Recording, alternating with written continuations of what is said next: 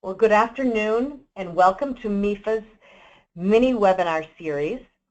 Today we're going to have a short webinar where we're going to discuss the myths versus the reality of saving for college. This shouldn't take more than about 10 minutes.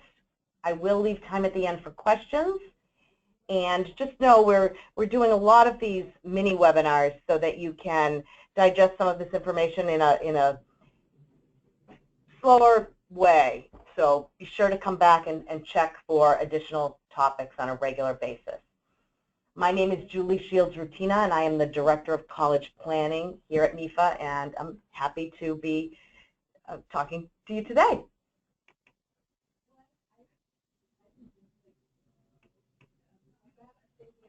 I'll just mention all of the other ways you can stay in touch with MEFA and use MEFA as a resource. Please know that you can also connect with us on Facebook, Twitter, and LinkedIn. And if you aren't already signed up for our email curriculum, you can do that right from the homepage of our website, and we will send you emails to keep you informed and educated about everything to do with college financing.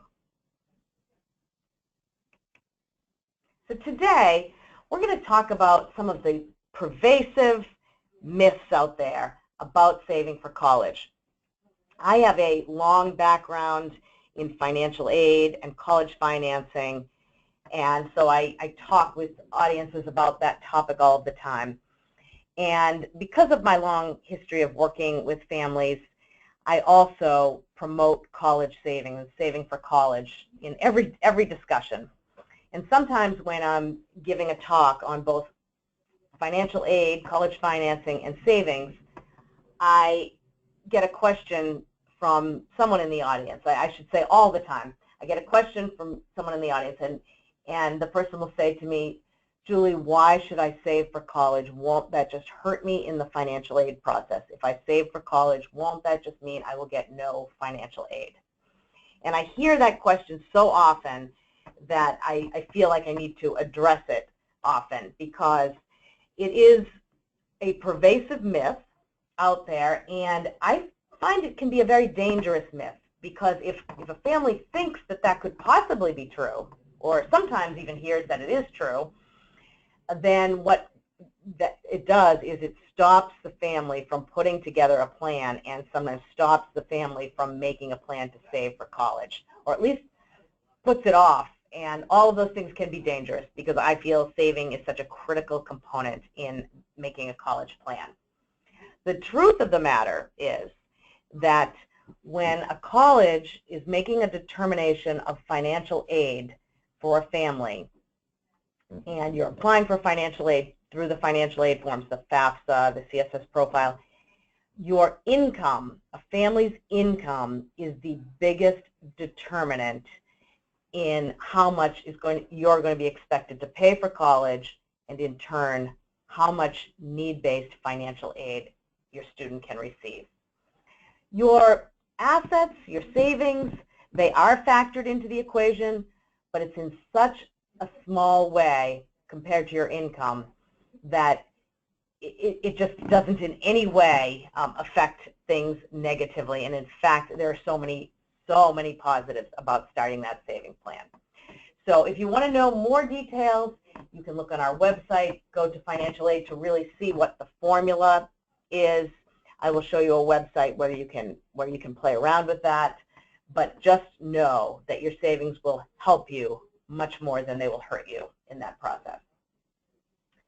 And the second comment I get from families, from parents, from students, that I feel I need to address is sometimes a parent will say to me, Julie, college costs are so high. I'm seeing college costs upwards of $30,000, $40,000, $50,000, $60,000. I mean, what good is it for me to save $50 or $100 a month? You know, is it even worth it? Or should I just not worry about it and then see what happens? So another myth is that your little bit of savings isn't worth it when you're looking at these big college costs. So the reality is, yes, it is worth it. Every little bit you save toward college will be an enormous help to you when your student is a senior in high school, making a decision about a college, and when that college bill comes to you. And I can promise you that from all of the thousands of families that I work with each year, as well as my own personal experience. So let me show you a few other slides that will back up these realities that we discussed. So here are all the ways your college savings will help you. It will give your student so many more educational options as far as a variety of different types of colleges and the ability to take advantage of special programs when they are in college. Maybe they want to do an unpaid internship or study abroad. It just keeps the door open for many, many options. Secondly, it will reduce or eliminate the need to borrow, both for the parent, for you the parent, or possibly the student. Thirdly, hopefully it allows the student to feel less pressure to work. Maybe the student will work anyway over the summer and during college, but will have slightly less pressure and know that they can devote their time to academics as well. Fourthly is what I described. Your college savings really has a very minimal impact on your financial aid eligibility. And lastly, having a college saving account that is designated as such in the name of a, with a student intended as a beneficiary has a great potential to motivate your child in school in these early years and all the way up through middle school and high school. I'm going to read you a statistic that I saw recently that is really, it was even unbelievable to me. This is from the Assets and Education Initiative, a project from 2013. But it says that children with even $500 or less saved for college are 3 times more likely to enroll and 4 times more likely to graduate. Now, that is impressive to me in that what that says to me is that it isn't the amount of money saved for college, but it's the idea that the students' parents are making that plan and that college seems to be in that plan, and that is aspirational for the student.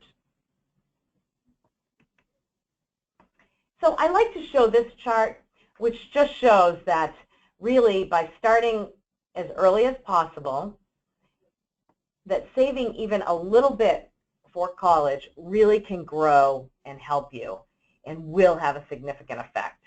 So this chart shows families that start in kindergarten, which is the purple bar, 3rd grade, the blue bar, 6th grade, the red bar, and 9th grade, the green bar. And let me say, it's never too early. It's also never too late to put some money away.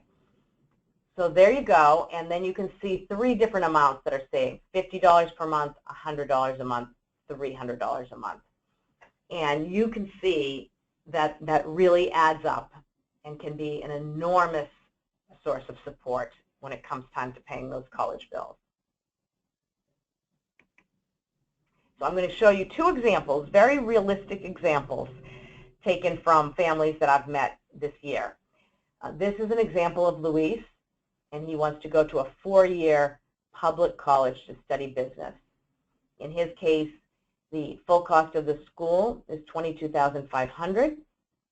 He received a very nice financial aid package, which covers most of the cost, although the student, Luis, would be taking a federal loan in this example. There is still an amount of $2,000, however, that Luis and his family would need to come up with to be able for him to attend. That's for 1 year. So really, times 4 years would be $8,000 that Luis and his family would need to come up with. Now, I suppose Luis could borrow more. He could work more. Possibly as a family, the family could make a plan to try to pay that difference out of monthly income, maybe borrow another loan.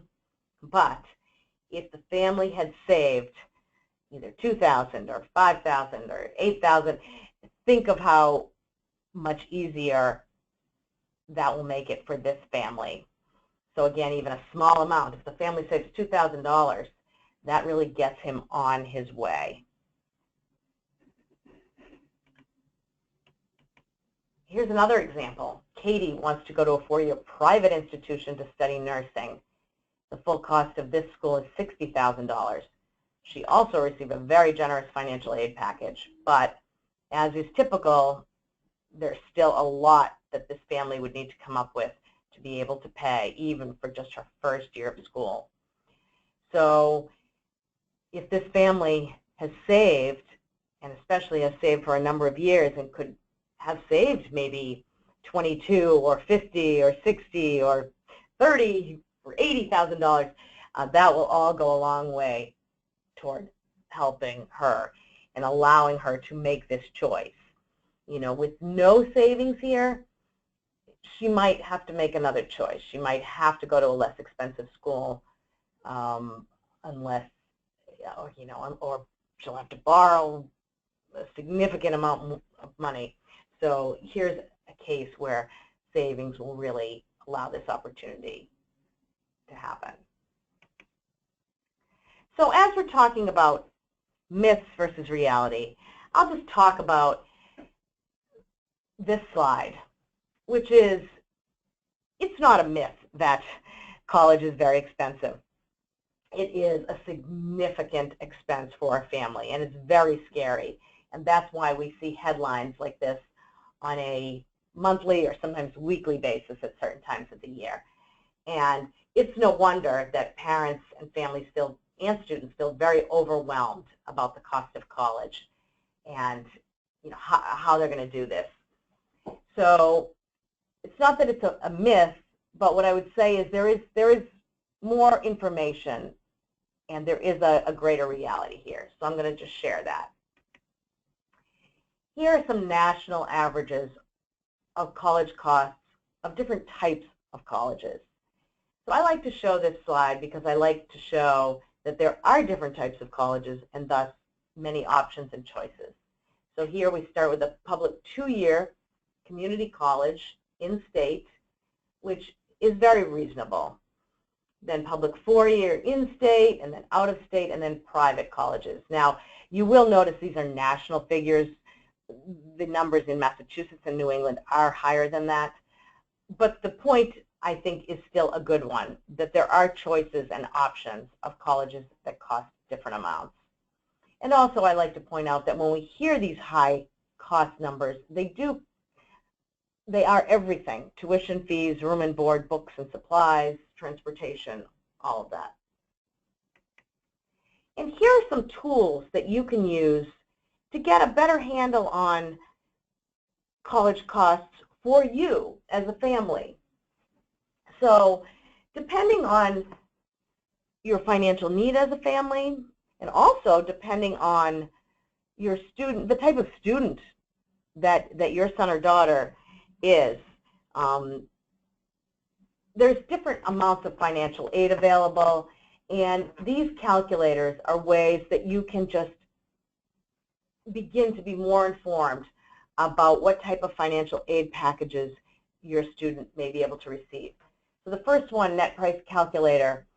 Every college has a net price calculator on their website, and you can just type net price calculator into the search feature of any college website. And then when you get to the calculator, you can type in financial information, sometimes academic information for the student, and get a sense of an estimate of the type of financial aid package you as a family could receive from this school. That's helpful for planning purposes. I wouldn't say you should make hard and fast decisions based on those estimates, but I think they are very useful in helping you plan. Additionally, there's a more general expected family contribution calculator on the College Board website. And that, you will type in financial information, and it will give you a sense of what you as a family may be expected to pay toward college costs. So that's important to know too in helping you plan and save.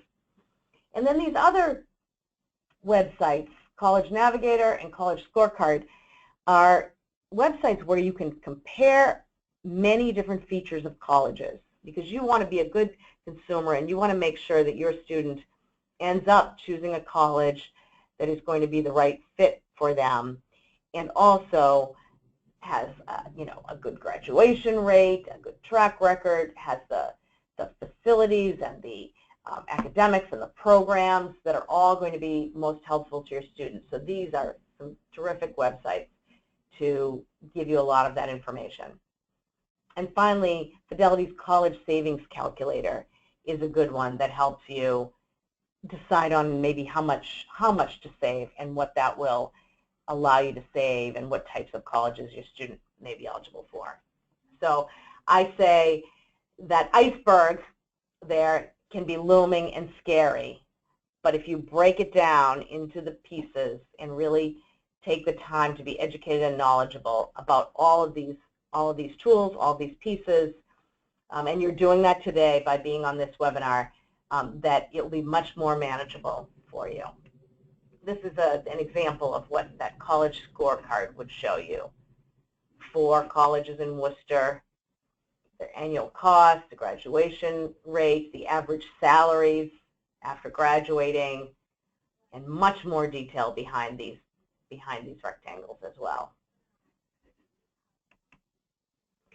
So thank you. I hope that gives you a little more sense of the reality. While, again, planning and saving for college, it can feel overwhelming. It is something that you can do, and the more planning that you do, the easier it will be. Thank you. I will say if there are any questions, I'll stay on the line for a few moments, and you can type your questions either into the chat or the question feature.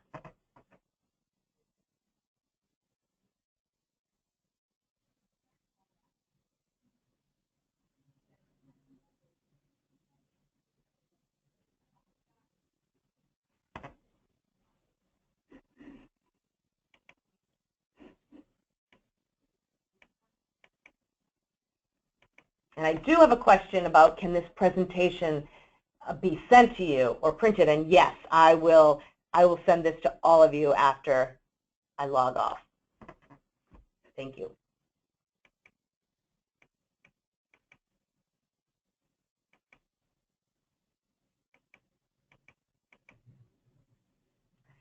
So I have a question that someone is thinking of opening a 529 plan, and will we have a webinar scheduled to speak specifically about 529 plans? And I will say we actually, May 29th, we have called 529 Day, so we do have, there was a webinar on that day that is recorded that you can find on our website. However, that's a good note. I will see if we can schedule one of these mini webinars just on 529 plans. But in the meantime, if you want to get started and not wait for us to pick a date over the next several weeks, please know you can call MEFA anytime. In fact, my direct line here is 617-224-4820, and I would be super happy to walk you through opening a U-Fund 529 plan and talking with you about the pros and cons of that. I think it's a terrific way, a terrific vehicle to start saving.